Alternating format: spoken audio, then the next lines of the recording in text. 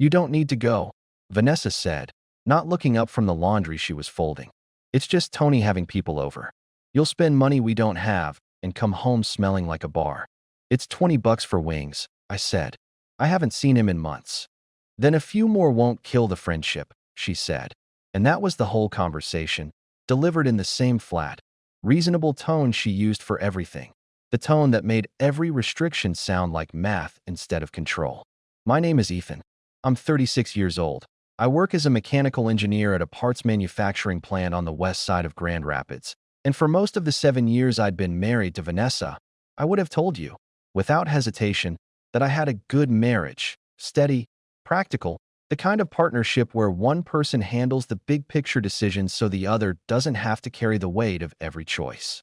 It took me a long time to understand that what I was calling steadiness was actually something closer to a slow, patient narrowing of my own life, conducted so gradually that I never once felt the walls move. Vanessa was 33, a part-time personal trainer at a gym called Iron Vale Fitness downtown. A few sessions a week that she described as just enough to stay sane outside the house. We had one son, Owen, 4 years old, obsessed with dump trucks the way some kids are obsessed with dinosaurs, narrating an entire imaginary construction site across our living room floor most evenings while I tried to remember the last time I'd had a conversation that didn't somehow circle back to whether something cost too much. I want to start the real story with the gas station, because that's the moment I keep returning to. Even now, a Tuesday evening in March, my tank running close to empty, and my debit card declining twice at the pump, while the attendant watched through the window with an expression that wasn't unkind, just tired, like he'd seen this particular humiliation play out before. I called Vanessa from the parking lot, and she answered on the third ring, slightly out of breath, like she'd been in the middle of something. The card's not working, I said. I need gas. I moved some things around for Owen's preschool deposit, she said. I'll send you $40 on the prepaid card. Should have checked with me before you drove off without a full tank, babe. I want you to sit with that sentence for a moment, the way I didn't, standing at that pump with an empty tank and a 6-figure household income between the two of us. Should have checked with me before you drove off. I was 36 years old, and I'd just been gently scolded by my own wife for the crime of expecting to be able to buy my own gasoline. I didn't think of it that way at the time. That's the part that still unsettles me most. Looking back, how completely normal that sentence felt in the moment, how quickly I apologized for the inconvenience of my own need, the same reflex I'd been practicing, in smaller and smaller doses, for years. I drove home that night on the $40 she sent through the prepaid card we both knew, without either of us ever saying it directly, was the actual extent of my financial autonomy in our marriage. A weekly allowance, $50, occasionally supplemented for specific approved purposes, while every other account, every credit card, every meaningful financial decision ran through Vanessa, who had taken over our finances within the first year of our marriage with an explanation that had made perfect sense at the time. She was better with numbers. She'd grown up watching her parents nearly lose their house to bad money decisions, and she wanted to protect what we were building together.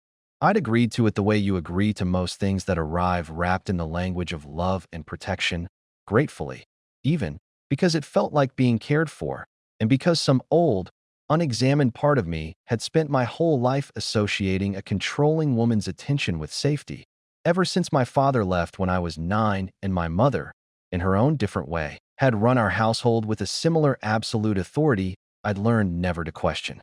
That's the thing I need you to understand about me before anything else happens in this story. I wasn't a man who'd been tricked into giving up his autonomy in some single dramatic moment. I was a man who'd spent 36 years quietly believing that love that asked you to give things up was still love, just love with conditions attached. And Vanessa had simply been the most recent, most thorough teacher of that particular lesson.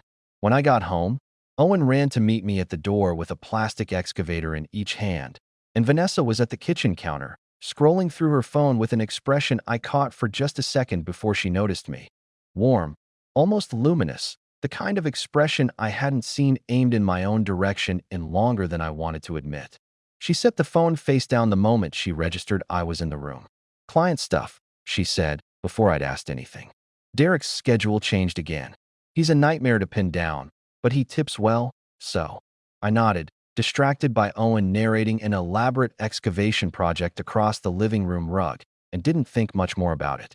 It wasn't until I was helping her hang up her gym bag later that evening that I noticed something small and gold catching the hallway light from inside the front pocket. A delicate bracelet, unfamiliar, tucked half out of a zippered compartment like it had been put away in a hurry. "New?" I asked. "Gift from a client," she said, taking the bag from my hands before I could look closer, her voice carrying the particular brightness she used when she wanted a subject closed quickly. "Some of them get generous around the holidays." "It's nothing." I let it go. I'd gotten very good, by that point in our marriage, at letting things go, not because I lacked curiosity, but because 7 years of small, reasonable-sounding restrictions had taught me, slowly and thoroughly, that asking too many questions in this house rarely ended in an answer. It usually ended in being made to feel like the unreasonable one for asking. I didn't know yet, standing in that hallway with an empty gas tank still fresh in my mind and a stranger's bracelet disappearing back into a gym bag, that I was looking at the first two threads of something that would eventually unravel everything I thought I understood about the careful, controlled life Vanessa and I had built together. I only knew that for the first time in years, the unease I felt wasn't about money at all. To understand how completely the walls of my life had narrowed by that spring, you have to understand how gradually it happened, because nothing about it would have looked dramatic from the outside. Tony had been my closest friend since high school, the kind of friendship that survives different cities, different jobs, the ordinary drift of adult life. Until about 3 years into my marriage, when a guy's poker night ran 2 hours later than planned, and I came home to find Vanessa waiting up, not angry exactly, but deeply, quietly wounded, describing in careful detail how unsafe she'd felt alone with Owen as a newborn, how she'd needed me and I'd chosen Tony's nonsense instead. I'd apologized for hours. The next time Tony invited me out, I declined, and the time after that, and somewhere in the accumulation of declined invitations, Tony simply stopped asking, and I told myself that was just what happened to friendships once you had a family. Not something taken from me, just something I'd outgrown. I understand now how carefully that narrowing had been engineered, one reasonable-sounding objection at a time. But in the moment, each individual refusal felt like my own choice, my own maturity, my own prioritizing of family over old habits. My coworker Diane, who sat 2 desks down at the plant, started noticing the pattern around that same time. The way I never joined the Friday lunch group, always citing budget, always declining with the same easy, apologetic smile. She brought it up gently one afternoon in April, dropping a sandwich on my desk I hadn't asked for. "You're not broke, Ethan," she said. "I've seen your title. Why do you act broke?" "Just being responsible," I said, the explanation arriving so smoothly I barely had to think about it. "Kid stuff adds up." She studied me for a second longer than the moment called for, then shrugged and went back to her own desk, and I ate the sandwich she'd left without examining too closely why a coworker felt the need to feed me like I might genuinely be going hungry. Vanessa's sister, Brittany, came over for dinner that same week, and I caught her watching the exchange when Vanessa handed me the prepaid card across the table to cover a school supply run for Owen's preschool, a small, ordinary transaction that nonetheless required her direct authorization. Brittany didn't say anything in the moment, but something in her expression, a flicker of discomfort, quickly smoothed over, stayed with me longer than I expected it to. I want to be honest about my own contribution to all of this, because it matters more than I wanted it to for a long time.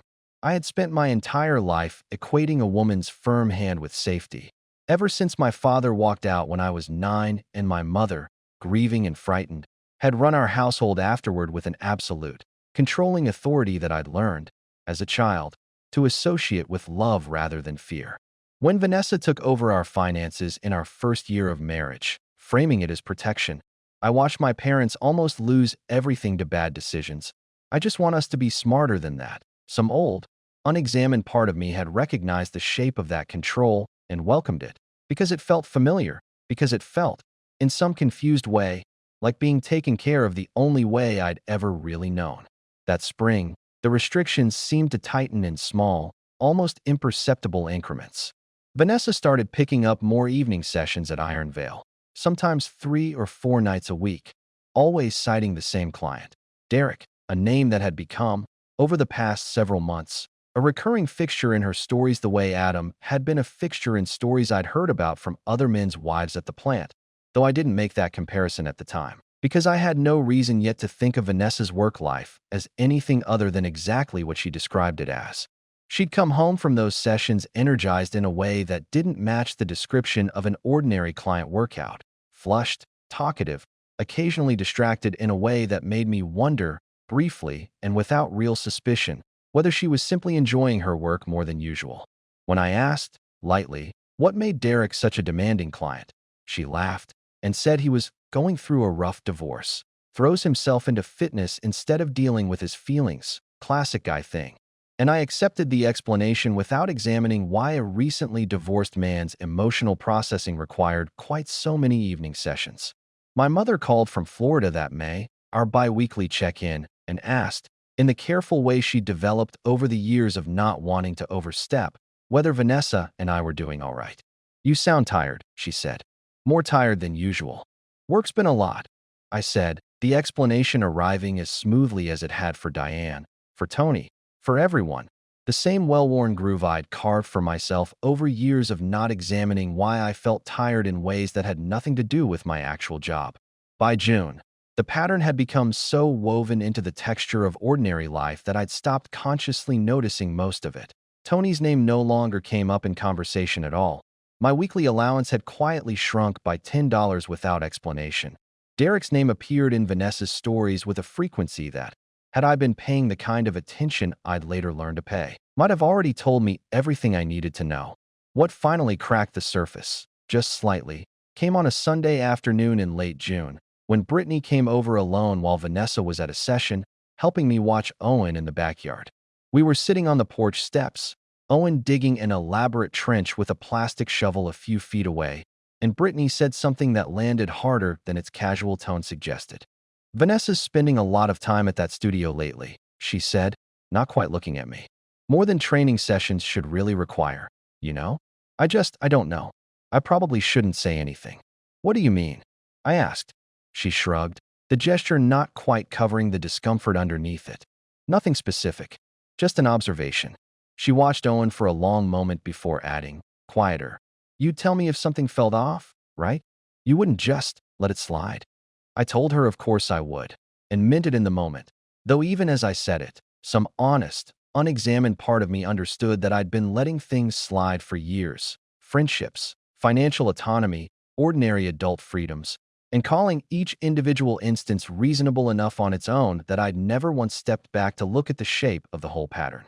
July is when the small, accumulated unease finally tipped into something I could no longer fully dismiss, though it took most of the month before I let myself name it directly. The first concrete thing came from an old habit I'd nearly forgotten I still had, a part-time side business repairing small engines, mowers and snowblowers mostly, that I'd quietly run out of our garage on weekends since before we were married, a small source of independent income I'd stopped mentioning to Vanessa years earlier after she'd absorbed an early payment from a customer into our joint account without asking, treating the few $100s as simply more household money rather than something I'd earned separately. After that, I'd started keeping the cash, careful and quiet, in an envelope taped behind a shelf in the garage, never spending it, never depositing it, just letting it accumulate as a strange, unexamined comfort I didn't fully understand the purpose of yet. That July, fixing a neighbor's riding mower, I found myself thinking, with a clarity that surprised me, about how strange it was that I had a secret stash of money in my own garage because some instinct, years earlier, had decided I needed one, and how little I'd ever let myself ask what that instinct had actually been protecting me from. The second thing came from the mail. A bank statement arrived addressed to Vanessa at a P.O. box I didn't recognize, mistakenly delivered to our house instead, and before I could stop myself, I'd opened it, assuming it was something related to the household finances I was technically, if not practically, a co-owner of. It wasn't a household account. It was a personal savings account in Vanessa's name alone, opened 18 months earlier, with a balance just over $6,000, funded, as far as I could tell from the deposit history, almost entirely by cash deposits that didn't correspond to any income source I knew about. I put the statement back in its envelope and resealed it as carefully as I could, my hands steadier than my chest felt, and I didn't say anything that night because some part of me, even then, understood that raising it directly would put me on the defensive in a conversation I hadn't yet figured out how to win. Looking back, that statement is one of the moments I'd point to now as a real turning point. Not because of the money itself, but because it was the first time I'd seen, in writing, undeniable proof that Vanessa had a financial life entirely separate from the one she'd spent 7 years insisting we needed to manage together for our mutual protection. The hypocrisy of it sat in my chest for days, quiet and corrosive, reshaping how I understood every prepaid card transaction, every gentle scolding about an unauthorized purchase, every reasonable-sounding restriction I'd absorbed without complaint. I reached out to Tony that week, for the first time in nearly 2 years, a short, awkward text that simply said I missed him and asked if he wanted to grab a beer sometime. He responded almost immediately, warm and unguarded in a way that made me realize, with a small ache, how much I'd actually missed having a friend who wasn't filtered through Vanessa's approval first. We met at a bar near his place the following weekend, paid for entirely out of the envelope behind the garage shelf, and somewhere in the second round, after I'd explained, carefully and without too much detail, the general shape of how restricted things had become at home, Tony went quiet for a moment before saying something that landed harder than he probably intended. "I saw her downtown a few months back," he said, "at that Italian place on Monroe. With a guy. I figured it was a work thing, didn't think much of it at the time, especially since you and I weren't really talking. I should have mentioned it sooner. I'm sorry, man. What did he look like? Older than you? Confident? Expensive watch?" They were sitting close, but I figured, I don't know, client dinner, whatever. I wasn't looking for anything. I sat with that for a long moment, the bar noise receding into something distant, turning the description over against the only name that had been recurring through Vanessa's stories for months. Derek. Older. A divorced client who tipped well and apparently needed quite a lot of evening attention to process his feelings. I didn't say anything to Vanessa that week either, the same careful silence I'd been practicing all month, but something had shifted in how I was holding the silence now. Not avoidance exactly, something closer to preparation, though I didn't fully understand yet what I was preparing for. Diane noticed the change in me before anyone at home did. "You actually came to lunch today," she said, halfway through August, watching me order a sandwich with my own money for the first time in longer than either of us could probably remember. "What's different?" "I don't know yet," I said, and it was the most honest thing I'd said to anyone in months. By the end of August, I no longer believed the explanations I'd spent 7 years constructing for the gradual narrowing of my own life.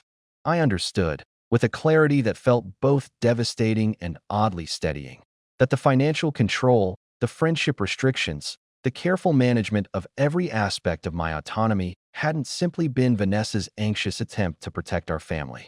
Some significant part of it, I now suspected, had been about keeping me small and occupied and grateful enough that I'd never look too closely at what she was building, quietly, on the side. September became the month I stopped simply noticing things and started, carefully, preparing for a life I hadn't yet decided how to claim. The first thing I did was open my own checking account, at a different bank than the one Vanessa used, funded entirely by the cash I'd been keeping behind the garage shelf and the side income one started, deliberately now, keeping separate from anything Vanessa could see.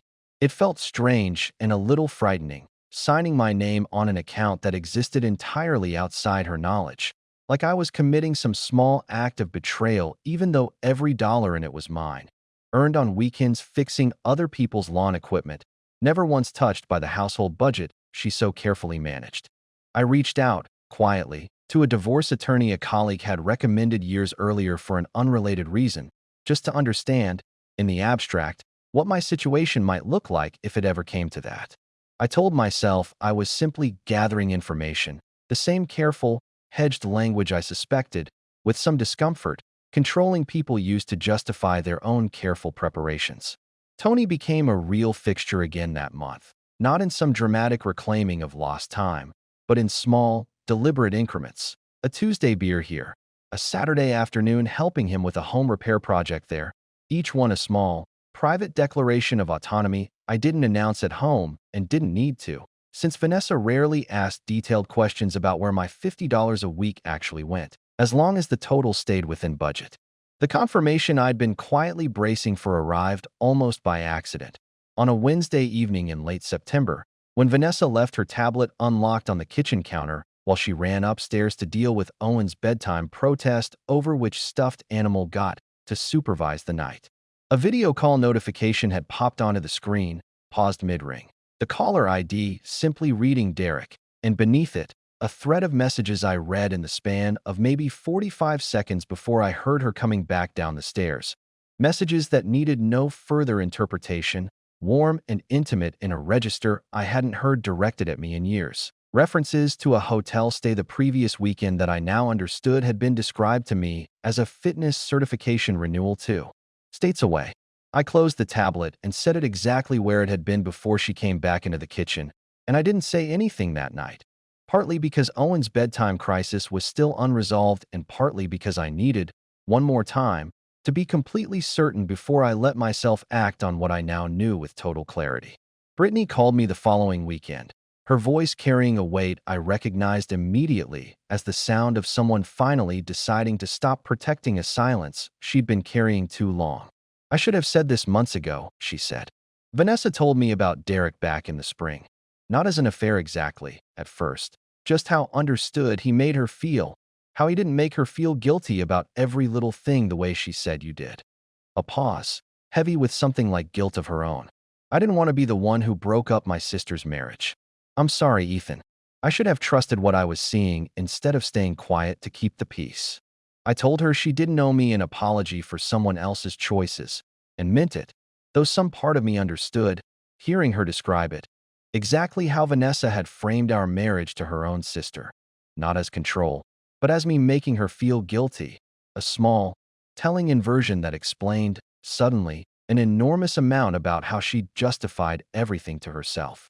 I spent the first week of October finishing the preparation I'd started in September, confirming with the attorney what documentation I'd need, quietly moving the small, but real savings I'd built into an account entirely separate from anything Vanessa could access, and gathering, almost as an afterthought by that point, the actual evidence of the affair itself, mostly so I'd never have to wonder later whether I'd misjudged the situation. I photographed the bank statement I'd intercepted in July. I saved a screenshot of the tablet messages from memory, writing down what I'd read as precisely as I could the same night I'd seen it. I wasn't building a case the way I might have, years earlier, before I understood what real freedom from this marriage was actually going to require. I was building, simply, an exit. I want to be honest about the one moment in all of this where I questioned my own judgment, even now. There was a week, in the middle of October, where I found myself wondering whether I was leaving too quickly without giving her a real chance to explain or change, whether some better, more patient version of myself would have confronted her the moment I found that bank statement back in July rather than spending 3 months quietly building a separate life around the discovery. I don't know, even now, whether that hesitation was wisdom or simply one last echo of the same conflict avoidance that had let this marriage narrow my life for 7 years in the first place. What I do know is that by the time I was ready to act, I no longer wanted an explanation. I wanted, simply, to be free. I confronted Vanessa on a Sunday afternoon in late October, while Owen was at a birthday party 2 houses down, and we had, for the first time in longer than I could remember, an empty house and no immediate obligation pulling either of us away from the conversation. I didn't lay out a folder of evidence the way I might have, a year earlier, imagined doing in some heated, dramatic version of this scene. I simply sat across from her at the kitchen table and said, as calmly as I could manage, "I know about Derek. I know about the savings account. I've known for a few months now." Her face went through a sequence I watched carefully. Surprise, then something tighter, calculating, before settling into an expression I recognized immediately as the opening move of an argument rather than a confession. "You've been going through my things," she said, her voice rising fast, faster than I expected. "Reading my mail, looking at my tablet. Do you understand how violating that is? I have never once gone through your phone, Ethan, and you've been, what, spying on me? In our own house. You control every dollar I spend," I said, keeping my voice level.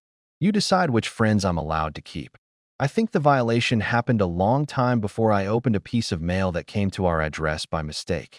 That's completely different, she said, standing now, pacing slightly. I was protecting our family. I grew up watching my parents almost lose everything because nobody was being responsible. And you act like budgeting is some kind of crime, like wanting to know where money is going makes me a monster.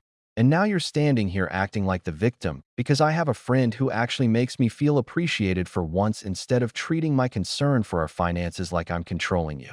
She kept going, building momentum, turning the conversation, exactly as I'd half expected she might, away from the affair entirely and onto the violation of her privacy, the unfairness of being surveilled in her own home, the years of feeling unappreciated that apparently justified whatever had happened with Derek, and underneath all of it, not once a direct denial, and not once, either, anything that looked remotely like an apology. I let her talk for a while, watching the pattern unfold exactly the way Brittany's secondhand account had suggested it might. Control reframed as care, betrayal reframed as a response to feeling controlled, the entire architecture of the last 7 years rearranged, in real time, into a story where she remained, somehow, the wrong party. I'm taking Owen and staying at my mother's friend's place for a few days, I said, standing up while she was still mid-sentence, something about how I'd never understood what real partnership even required. I'm not finished talking, she started, and I turned and walked out of the kitchen, through the living room, past Owen's elaborate excavation site, still half built on the rug, and out the front door, the rest of whatever she'd been about to say trailing off behind me, unfinished, hanging in a house I had no intention of staying inside of long enough to hear the end of it. I sat in my car in the driveway for several minutes before I started the engine, my hands steadier than I expected them to be, feeling something I hadn't anticipated feeling in that moment. Not triumph, not even really anger anymore, just a quiet, settling clarity, the particular calm of a man who has finally stopped waiting for permission to leave a room. I didn't go back inside that house to live again. I picked up Owen from the birthday party that afternoon, told him gently that he and I were going to stay somewhere different for a little while, and within 2 weeks, with the attorney's help and the quiet savings I'd built over the previous months, I'd moved into a small apartment across town, the first place in 7 years that belonged entirely to me. I didn't tell Vanessa where I'd moved beyond what the lawyers required. I didn't call to explain myself further, didn't engage with the handful of long, carefully worded texts she sent over those first weeks, alternating between justification and a kind of wounded confusion about how I could simply leave without even trying to work through it. I understood, by then, exactly how that particular tactic worked, and I'd lost the appetite for arguing with it. Tony helped me move boxes that first weekend, and somewhere in the middle of carrying a couch up 2 flights of stairs, he stopped and said, half out of breath, "I'm really glad you called me back this year." I told him I was too, more than he probably knew. Brittany reached out a few weeks later, mostly to check on Owen, and admitted, with real remorse in her voice, that she'd started seeing the pattern in her own relationship with her sister more clearly since everything came out. The way disagreements always somehow became about Brittany's failure to be supportive enough. The way control had always worn the costume of care in their family long before it ever showed up in mine. Custody arrangements settled into something workable by December, Owen splitting his weeks between 2 houses with the particular resilience small children sometimes manage better than the adults around them. I opened a real bank account in my own name with my own income, applied for and received my first independent credit card in nearly a decade, and felt, the first time I used it without checking a mental ledger of permission, a small, almost embarrassing rush of freedom over something as ordinary as buying my own groceries. Vanessa showed up at my apartment in February, 3 months after I'd moved out, asking if we could talk. She'd been to a few sessions with a therapist, she said, and had started to understand, she told me, how much her own childhood fear of financial chaos had turned into something she now recognized as controlling, and how scared she'd been, underneath all of it, of becoming as powerless as her own mother had been. She said she loved me, that she wanted to fix what she'd broken, and asked if there was any room left to try again, if I could understand that everything she'd done had come, in some twisted way, from fear rather than malice. I listened to all of it, and some part of me believed she meant every word in that moment. But as she spoke, I noticed something else, almost without meaning to. The way her explanation, even now, framed her control as something done to her by her own fear rather than something she'd done to me. And the way, near the end, she mentioned, almost in passing, that she thought we should really sit down together and figure out a fair financial plan going forward. A sentence that, despite everything, still carried the faint shape of someone reaching, instinctively, for the reins. I don't think I can go back to a version of this where you're managing my access to my own life again, I said. Even gently. Even with good intentions this time.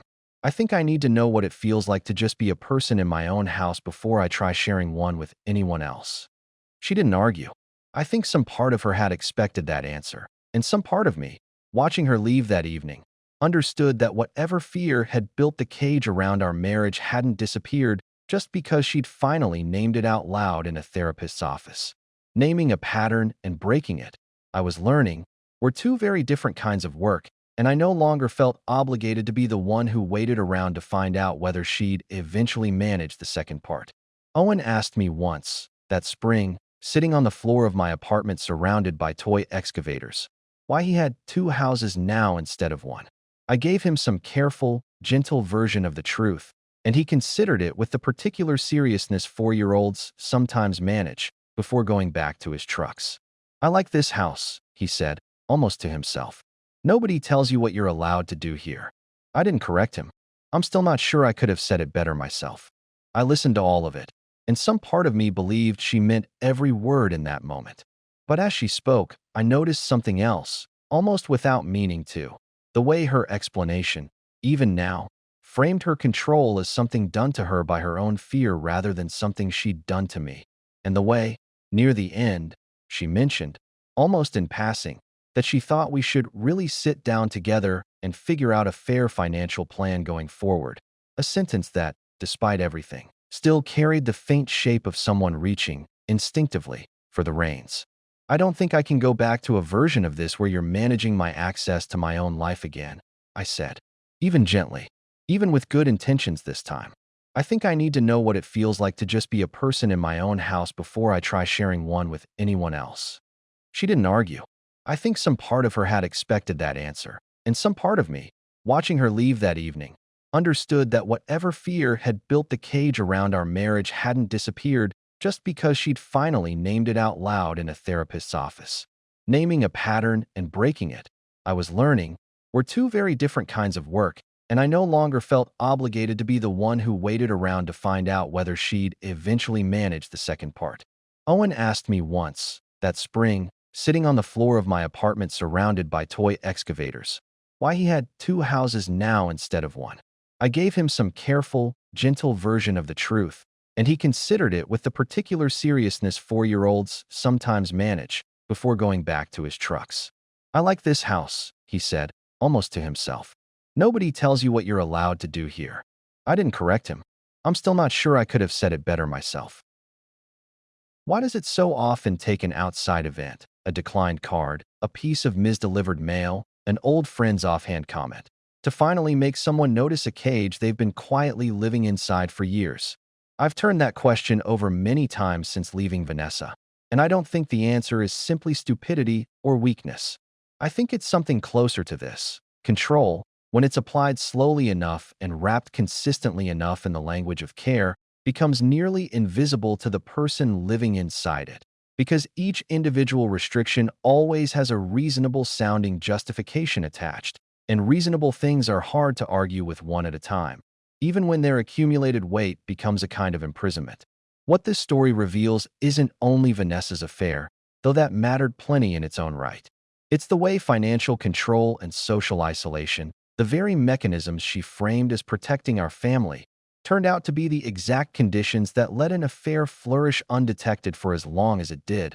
A husband too occupied managing a $50 weekly allowance and too cut off from outside friendships to have the bandwidth, or the outside perspective, to notice what was happening right in front of him. The isolation wasn't incidental to the betrayal.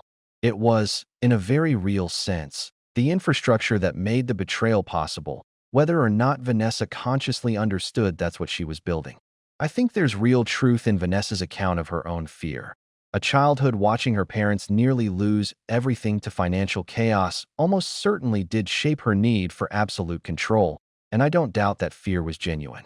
But genuine fear doesn't excuse the choice to address it by narrowing another person's autonomy rather than working through it honestly, together, as partners. Her fear explains the shape her control took. It doesn't justify the years it cost me, or the friendships it quietly dissolved, or the freedom it took me until a declined debit card at a gas pump to even begin questioning. My own contribution to this, the part I've had to sit with longest, is recognizing how thoroughly my own history primed me to accept that kind of control as love. I spent my childhood watching my mother run our household with an absolute authority I learned to associate with safety after my father left, and Vanessa's control, when it arrived, simply felt like a familiar language rather than a warning sign. The alternative path, the one where I question authority and restriction the first time they show up, rather than the seventh year in, would have required a kind of self-trust I hadn't yet built for myself, and recognizing that gap in myself has been, in its own uncomfortable way, one of the more useful outcomes of all of this. The lesson I keep returning to isn't really about Vanessa specifically. It's about how often the people most willing to give up their own autonomy in the name of love are the ones who learned, very early, that autonomy and safety couldn't coexist, and how much freedom is available on the other side of that belief, once you finally test whether it was ever actually true. What hurts most, looking back, isn't the affair itself. It's realizing how many ordinary freedoms, a friendship, a debit card, a Friday lunch with coworkers, I quietly surrendered, one reasonable-sounding reason at a time, and called it love instead of recognizing it for what it actually was. I don't think Vanessa set out, on our wedding day, to build a cage. I think fear built it for her, slowly, the same way my own fear of abandonment made me a willing tenant inside it for 7 years. That doesn't make either of us blameless. It just makes the whole thing sadder than a simple story of villain and victim would be. If there's anything worth carrying forward from all of this, it's a quieter kind of strength than the dramatic kind. The strength it takes to notice a small restriction the first time it appears, name it honestly, even when naming it risks disturbing a peace that was never really peace to begin with.